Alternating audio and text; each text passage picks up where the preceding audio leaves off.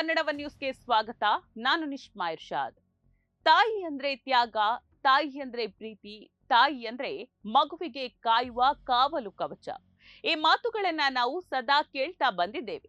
ಆದ್ರೆ ಇತ್ತೀಚಿನ ದಿನಗಳಲ್ಲಿ ಬದಲಾಗ್ತಿರುವ ಸಮಾಜ ಮತ್ತು ಅತಿಯಾದ ಕಾಮದ ಹುಚ್ಚು ಈ ಪವಿತ್ರವಾದ ತಾಯ್ತನ ಅನ್ನೋ ಪದಕ್ಕೆ ಕಪ್ಪು ಚುಕ್ಕೆಯನ್ನ ಬಳಿತಾ ಇದೆ. ಹೌದು, ಜಗತ್ತಿನ ಎಲ್ಲಾ ತಾಯಂದಿರು ಒಂದೇ ರೀತಿ ಇರೋದಿಲ್ಲ. ಹೆತ್ತ ಕರುಳನ್ನೇ ಬಲಿ ಕೊಡುವ ರಾಕ್ಷಸಿಯರು ಇರ್ತಾರೆ ಅನ್ನೋ ಕಟು ಸತ್ಯಕ್ಕೆ ಸಾಕ್ಷಿಯಾಗಿದೆ ಇವತ್ತಿನ ಈ ಘಟನೆ. ತನ್ನ ಗಂಡ ಮತ್ತು ಹೆತ್ತ ಮಗನನ್ನೇ ಕೊಂದು ನಾಟಕವಾಡಿದ ಈ ಘಟನೆ ಪ್ರತಿಯೊಬ್ಬರ ಕಣ್ಣಲ್ಲೂ ಕೂಡ ನೀರನ್ನ ತರಿಸ್ತದೆ. ಬೆಂಗಳೂರಿನ ಚಿಕ್ಕಬಾಣವರದ ಗುಟ್ಟಿ ಬಸವೇಶ್ವರ ಲೇಔಟ್ನಲ್ಲಿ ವಾಸವಾಗಿದ್ದವರು ಅಭಿನಂದನ್ ಮತ್ತೆ ಹರಿಣಿ. ಮೂಲತಃ ತುಮಕೂರಿನವರಾದ ಅಭಿನಂದನ್ ಖಾಸಗಿ ಕಂಪನಿಯಲ್ಲಿ ಮ್ಯಾನೇಜರ್ ಆಗಿ ಜವಾಬ್ದಾರಿಯುತ ಕೆಲಸವನ್ನ ಮಾಡ್ತಾ ಇದ್ರು. 6 ವರ್ಷಗಳ ಹಿಂದೆ ಅದ್ದೂರಿಯಾಗಿ ಮದುವೆಯಾಗಿದ್ದ ಈ ದಂಪತಿಗೆ 5 ವರ್ಷದ ಯದುವೀರ್ ಅನ್ನುವಂತಹ ಒಂದು ಸುಂದರವಾದ ಮಗನಿದ್ದ. ನೋಡೋದಕ್ಕೆ ಸುಖಿ ಸಂಸಾರದಂತೆ ಕಂಡ್ರೂ ಕೂಡ ಆ ಆಸರಿಯ ಗೋಡೆಗಳ ಹಿಂದೆ ದೊಡ್ಡ ಅಸಮಾಧಾನದ ಬಿರುಕು ಮೂಡೋದಕ್ಕೆ ಆರಂಭವಾಗಿತ್ತು. ದಾಂಪತ್ಯದಲ್ಲಿ ಬಿರುಕು ಮೂಡಿದ ಸಮಯದಲ್ಲೇ 2024ರಲ್ಲಿ ಹರಿಣಿಗೆ ಸಾಮಾಜಿಕ ಜಾಲತಾಣ ಸ್ನ್ಯಾಪ್ಚಾಟ್ ಮೂಲಕ ಕನಕಪುರದ ವಿನಯ್ ಎಂಬಾತ ಪರಿಚಯವಾಗ್ತಾನೆ. ದಿನಗಳೆದಂತೆ ಹರಿಣಿ ಹಾಗೂ ವಿನಯ್ ನಡುವಿನ ಗೆಳೆತನ ಅಕ್ರಮ ಸಂಬಂಧವಾಗಿ ಬದಲಾಗುತ್ತೆ. ಗಂಡ, ಮಗು ಹಾಗೂ ಸಂಸಾರದ ಜವಾಬ್ದಾರಿಯನ್ನ ಮರೆತ ಹರಿಣಿ ಪ್ರಿಯಕರನ ಮೋಹದ ಬಲಿಯಲ್ಲಿ ಸಂಪೂರ್ಣವಾಗಿ ಸಿಲುಕಿ ಬಿದ್ದಿದ್ದಾಳೆ. ಗಂಟೆಗಟ್ಟಲೆ ಫೋನ್ನಲ್ಲಿ ಮಾತನಾಡೋದು, ಆತನೊಂದಿಗೆ ಸಮಯ ಕಳೆಯೋದೇ ಆಕೆಗೆ ಮುಖ್ಯವಾಗಿತ್ತು. ಇವರಿಬ್ಬರ ನಡುವಿನ ಅಕ್ರಮ ಸಂಬಂಧ ಗಂಡ ಅಭಿನಂದನ್ಗೆ ತಿಳಿಯೋದಕ್ಕೆ ಹೆಚ್ಚು ಸಮಯ ಹಿಡಿಲಿಲ್ಲ. ಮನೆಯಲ್ಲಿ ಪ್ರತಿದಿನ ಜಗಳಗಳು ಆರಂಭವಾದವು. ಒಮ್ಮೆ ಪ್ರಿಯಕರನ ಜೊತೆ ಓಡಿ ಹೋದ ಹರಿಣಿಯನ್ನ ಆಕೆಯ ತಾಯಿಯೇ ಹುಡುಕಿ ತಂದು ಮತ್ತೆ ಸಂಸಾರಕ್ಕೆ ಸೇರಿಸಿದ್ರು.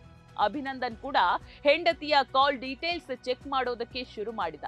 ಆದ್ರೆ ಎಷ್ಟು ಬುದ್ಧಿ ಹೇಳಿದ್ರು, ಎಷ್ಟು ಜಗಳವಾಡಿದ್ರು ಹರಿಣಿಗೆ ತಗಲಿದ್ದ ಕಾಮದ ಚಾಳಿ ಮಾತ್ರ ಬಿಡ್ಲಿಲ್ಲ. ಗಂಡ ತನಗೆ ದೊಡ್ಡ ಅಡ್ಡಗೋಡಿಯಾಗಿದ್ದಾನೆ ಅಂತ ಭಾವಿಸಿದ ಆಕೆ ಆತನನ್ನ ಇಲ್ಲದಂತೆ ಮಾಡೋದಕ್ಕೆ ಮಾಸ್ಟರ್ ಪ್ಲಾನ್ ಅನ್ನ ರೂಪಿಸಿದ್ಲು. ಅದು ಭಾನುವಾರದ ರಾತ್ರಿ. ಇಡೀ ಜಗತ್ತು ನೆಮ್ಮದಿಯಿಂದ ನಿದ್ರೆಗೆ ಜಾರ್ತಾ ಇದ್ದಾಗ ಹರಿಣಿ ತನ್ನ ಸೈತಾನಿ ಸಂಚನ್ನ ಜಾರಿಗೆ ತಂದಿತ್ತು.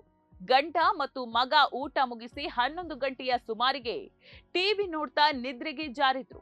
ಅದೇ ಸಮಯಕ್ಕಾಗಿ ಕಾಯ್ತಾ ಇದ್ದ ಹರಿಣಿ ಮನೆಯ ಸಿಸಿಟಿವಿ ಕ್ಯಾಮೆರಾಗಳನ್ನ ಆಫ್ ಮಾಡಿದ್ಲು. ಪ್ರಿಯಕರ ವಿನಯ್ನನ್ನ ರಹಸ್ಯವಾಗಿ ಕರೆಸಿ ಕಾರಿನ ಶೆಡ್ನಲ್ಲಿ ಅಡಗಿಸಿಟ್ಟಿದ್ಲು. ಗಂಡ ಸಂಪೂರ್ಣವಾಗಿ ನಿದ್ರೆಗೆ ಜಾರಿದ್ದಾನೆ ಎಂದು ಖಚಿತಪಡಿಸಿಕೊಂಡು ವಿನಯ್ನನ್ನ ಮರೆಗೆ ಕರೆಸಿಕೊಂಡಿದ್ಲು. ಮಧ್ಯರಾತ್ರಿ 12 ಗಂಟೆಯ ಸುಮಾರಿಗೆ ಅಭಿನಂದನ್ ಮಲಗಿದ್ದ ರೂಮ್ಗೆ ನುಗ್ಗಿದ್ದ ಹರಿಣಿ ಮತ್ತು ವಿನಯ್ ಆತನ ಮೇಲೆ ಎಗರಿ ಬಿದ್ರು. ಹೆಂಡತಿ ಗಂಡನ ಕಾಲುಗಳನ್ನ ಗಟ್ಟಿಯಾಗಿ ಹಿಡ್ಕೊಂಡ್ರೆ ಪ್ರಿಯಕರ ಆತನ ಮುಖ ಮತ್ತು ಕತ್ತನ್ನ ಒತ್ತಿ ಹಿಡಿದು ಉಸಿರುಗಟ್ಟಿಸಿದ.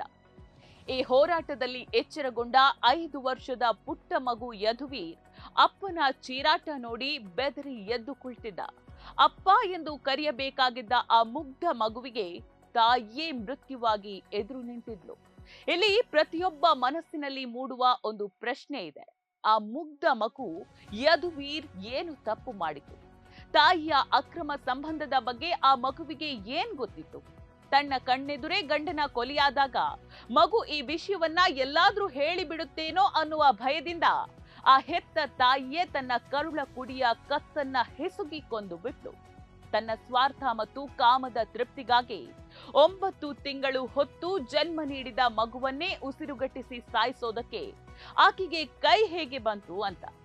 ತಾಯ್ತನಕ್ಕೆ ಇದಕ್ಕಿಂತ ದೊಡ್ಡ ಕಳಂಕ ಇನ್ನೊಂದಿದ್ಯಾ ವೀಕ್ಷಕರೇ? ಕೊಲೆ ಮಾಡಿದ ನಂತರ ಈ ಕಿಲಾಡಿ ಜೋಡಿ ಸಾಕ್ಷ್ಯಗಳನ್ನ ನಾಶಪಡಿಸೋದಕ್ಕೆ ಮುಂದಾಯಿತು. ಮನೆಯಲ್ಲಿದ್ದ ರಕ್ತದ ಕಲೆಗಳನ್ನ ತೊಳೆದು ಮೃತದೇಹಗಳ ಬಟ್ಟೆಗಳನ್ನ ಬದಲಾಯಿಸಿದ್ರು. ವಿನಯ್ ಅಲ್ಲಿಂದ ಕಾಲ್ಕಿತ್ತ ನಂತರ ಬೆಳಗ್ಗೆ ಹರಿಣಿ ಏನೂ ತಿಳಿಯದ ಸತಿ ಸಾವಿತ್ರಿಯಂತೆ ಬಾಗಿಲಿಗೆ ನೀರು ಹಾಕಿ ಗಂಡನಿಗೆ ಹಾರ್ಟ್ ಅಟ್ಯಾಕ್ ಆಗಿದೆ ಅಂತ ನಾಟಕ ಮಾಡೋದಕ್ಕೆ ಶುರು ಮಾಡಿದ್ಲು. ಅಷ್ಟೇ ಅಲ್ಲ, ಗಂಡನಿಗೆ ಹಾರ್ಟ್ ಅಟ್ಯಾಕ್ ಆಗಿ ಮಗುವಿನ ಮೇಲೆ ಬಿದ್ದಿದ್ದಾರೆ ಅಂತ 112ಕ್ಕೆ ಕರೆ ಮಾಡಿ ಪೊಲೀಸರಿಗೆ ಕತೆ ಕಟ್ಟಿದ್ಲು. ಆಕೆಯ ತಾಯಿಯೂ ಸಹ ಮಾಧ್ಯಮಗಳ ಮುಂದೆ ಮಗಳು ಸಾಚಾ ಅಂತ ಹೇಳಿ ವಾದಿಸಿದ್ರು. ಆದ್ರೆ ಪಾಪದ ಕೊಡ ತುಂಬಿದ ಮೇಲೆ ಒಡಿಲೇಬೇಕಲ್ವಾ ವೀಕ್ಷಕರೇ? ಸ್ಥಳಕ್ಕೆ ಬಂದ ಚಿಕ್ಕಬಾಣವರ ಪೊಲೀಸರಿಗೆ ಮನೆಯಲ್ಲಿ ಸಿಕ್ಕ ರಕ್ತದ ಕಲೆಗಳು ಮತ್ತು ಸಿಸಿಟಿವಿ ಆಫ್ ಆಗಿದ್ದು ತೀವ್ರ ಅನುಮಾನವನ್ನ ಮೂಡಿಸಿತು. ಹರಿಣಿಯನ್ನ ತಮ್ಮದೇ ಶೈಲಿಯಲ್ಲಿ ವಿಚಾರಣೆಗೆ ಒಳಪಡಿಸಿದಾಗ ಆಕೆಯ ಸುಳ್ಳಿನ ಕಂತೆಗಳು ಕಳಚಿ ಬಿದ್ವು. ಪ್ರಿಯಕರ ವಿನಯ್ ಜೊತೆ ಸೇರಿ ನಡೆಸಿದ ಭೀಕರ ಡಬಲ್ ಮರ್ಡರ್ ರಹಸ್ಯವನ್ನ ಆಕೆ ಒಪ್ಪಿಕೊಂಡಿದ್ದಾಳೆ. ತಕ್ಷಣವೇ ಕಾರ್ಯಪ್ರವೃತ್ತರಾದ ಪೊಲೀಸರು ಹರಿಣಿ ಮತ್ತು ಆಕೆಯ ಪ್ರಿಯಕರ ವಿನಯ್ನನ್ನ ಬಂಧಿಸಿ ಜೈಲಿಗಟ್ಟಿದ್ದಾರೆ.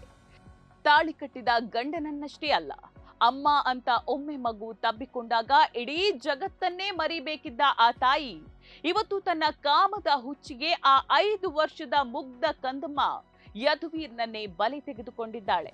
ಕೊನೆ ಗಳಿಗೆಯಲ್ಲಿ ಆ ಕಂದಮ್ಮ ಅಮ್ಮ ನನ್ನನ್ನ ಕಾಪಾಡು ಅಂತ ಎಷ್ಟು ಆಸೆ ಕಣ್ಣುಗಳಿಂದ ಆಕೆಯನ್ನ ನೋಡಿರಬಹುದು. ಆದ್ರೆ ಆಕೆಯಲ್ಲಿದ್ದ ತಾಯ್ತನ ಆಗ್ಲೇ ಸತ್ತು ಹೋಗಿತ್ತು. ಕಣ್ಣು ಮುಚ್ಚುವ ಮುನ್ನ ಆ ಮಗು ಅನುಭವಿಸಿದ ಆ ಭಯ, ಆ ನೋವು ನೆನೆಸಿಕೊಂಡ್ರೆ ಎದೆ ಒಡೆದು ಹೋಗುತ್ತೆ.